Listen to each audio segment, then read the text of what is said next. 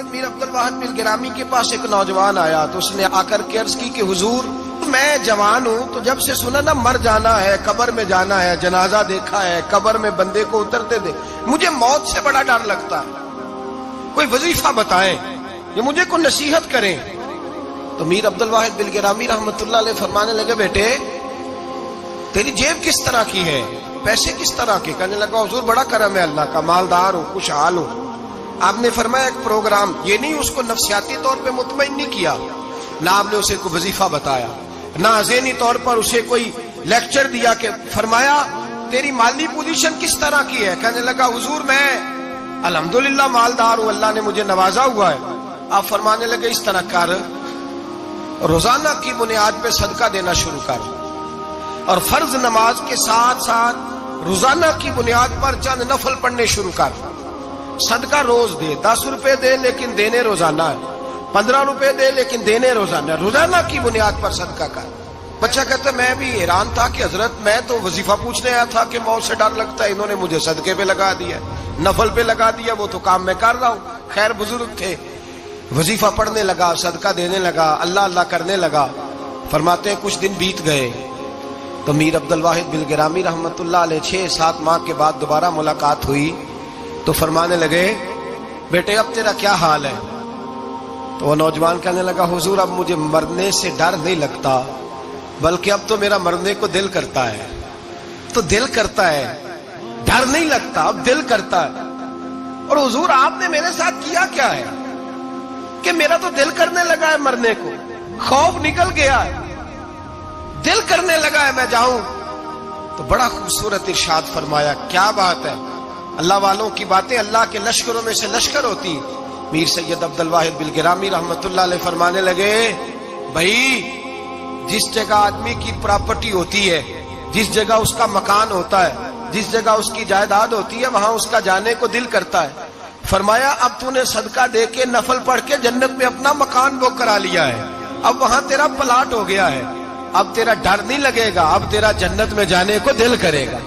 اب تیرا وہاں جانے کو جی چاہے گا جہاں آدمی کی زمین نہیں ہوتی، جگہ نہیں ہوتی، سر چھپانے کو مکان نہیں ہوتا۔ بھائی نبی کریم صلی اللہ علیہ وسلم کی بارگاہ میں حضرت عمر آئے، بخاری مسلم میں موجود، کہتے ہیں حضور اٹھے چارپائی سے تو نبی پاک کے کمر مبارک پر موٹے موٹے بان کے نشان تھے۔ عرض کی یا رسول اللہ صلی اللہ علیہ وسلم کیسر و کسرا تو اتنی موج میں ہے، یا رسول اللہ وہ تو اتنی موج کر رہے ہیں اور آپ اس تکلیف میں۔ تو محبوب نے فرمایا عمر کیا تم یہ پسند نہیں کرتے کہ وہ دنیا میں موج کر لے اور اللہ آخرت کی ساری عزتیں ہمیں ہی عطا فرما دے؟ فرمایا میں تمہاری دنیا سے کچھ لینے نہیں آیا، میں تو بطور مسافر یہاں وقت گزار کے پیغام الہی دینے آیا۔ تو میرے بھائی جب توحید باری تعالیٰ پر توجہ ہوتی ہے پھر دنیا کی لذتوں پہ دل نہیں لگتا، پھر انسان ساری محنت آخرت کے لیے کرتا ہے، پھر اس کا خیال آخرت کی طرف رہتا ہے۔ اور میرے اعلیٰ حضرت فاضل و محدث بریلوی رحمت اللہ تعالیٰ علیہ فرماتے ہیں جب تیری توجہ توحید باری تعالیٰ کی طرف ہوتی ہے نا پھر تو اپنے آپ کو سنبھال کے نہیں رکھتا، پھر تو تیرا دل کرتا ہے میں جیوں بھی تو اللہ کے لیے، مروں بھی تو، بول کے بتائیے، جیوں بھی تو اور مروں بھی تو،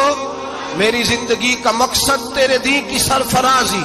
میں اسی لیے مسلمان، میں اسی لیے نمازی۔ پھر دل کرتا ہے کہ جینا مرنا اللہ کے لیے ہو۔ پھر صحابہ حضور کی بارگاہ میں آ کے سفارشیں کرتے ہیں۔ حضرت ابو سعد خزیمہ، بڑی عجیب حدیث اور بڑا نرالا رنگ اس روایت کا، حضرت ابو سعد خزیمہ رضی اللہ تعالیٰ عنہ، ان کے بیٹے، ان کا نام سعد تھا، بیٹے بدر میں شہید ہو گئے۔ حضور نے احد کے لیے اعلان کیا تو حضرت خزیمہ آئے نبی پاک کی بارگاہ میں اور آ کے کھڑے ہوئے تو عرض کرنے لگے محبوبہ میں دعا کرانے آیا ہوں۔ صحابہ کہتے ہیں لبو لہجے میں اتنا حسن تھا، گفتگو میں اتنی مٹھاس تھی، اس کی بولی کے اندر اتنا پیار تھا کہ ہمارے دل مائل ہو گئے کہ یہ کیا کہنے آئے۔ حضرت خزیمہ عرض کرنے لگے یا رسول اللہ صلی اللہ علیہ وسلم میرا صاحبزادہ، میرے بیٹے محمد سعد وہ بدر میں شہید ہو گئے تھے، یا رسول اللہ میں شہادت سے رہ گیا تھا، حضور ہم دونوں باپ بیٹے کا ارادہ تھا جہاد میں آنے کا، ہم دونوں کا پروگرام تھا، وہ کہتا تھا میں جاؤں گا، میں کہتا تھا میں جاؤں گا۔ پھر ہم نے قرعہ اندازی کی تو قرہ میرے بیٹے کے نام نکلا، بیٹا میرا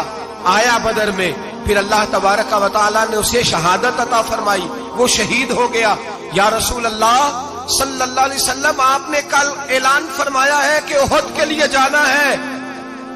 اور رات ہی کو میرا بیٹا مجھے خواب میں ملا ہے، اور میں نے دیکھا ہے وہ تو جنت کی نہروں کے قریب سیریں کر رہا ہے، اور مجھے کہہ رہے ابا جی جلدی آ جائیں، یہاں مل کے رہیں گے، مل کے وقت گزاریں گے۔ یا رسول اللہ صلی اللہ علیہ وسلم، میں بے چین ہو گیا ہوں اس کے پاس جانے کے لیے، دعا فرمائے اللہ مجھے بھی شہادت عطا فرما دے، اللہ مجھے بھی شہادت دے دے۔ صحابہ کہتے ہیں اس کی عجیب، اس کا دعا کرانے کا، ہم نے تو دیکھا تھا لوگ دعا کرانے آتے ہیں کوئی مصیبت کے لیے، کوئی پریشانی کے لیے، کوئی آزمائش کے لیے، کوئی بیماری کے لیے۔ یہ مصطفیٰ کریم کے صحابہ کا بارگاہ خداوندی پر اعتماد، توحید باری تعالیٰ پر نظر، کہ وہ کہتے ہیں ہم تو اللہ کے لیے جان دینے کی دعا کرانے آئے۔